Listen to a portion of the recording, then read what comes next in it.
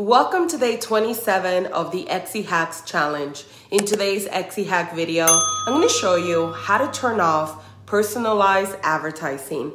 Let me show you how it works. Now, in order to turn off the personalized advertising function, all you have to do is log into your Etsy store and go to Etsy.com. Now, if you scroll all the way to the bottom, where you will find the links down here, right here in the bottom right corner, you're going to see privacy settings. Go ahead and click there. Now, I do recommend that you read everything here from privacy settings, required cookies and technologies, and personalized advertising, so you could get familiar with what you're turning off and what features won't be available to you anymore. Like personalized search content and recommendations will be turned off if you turn it off.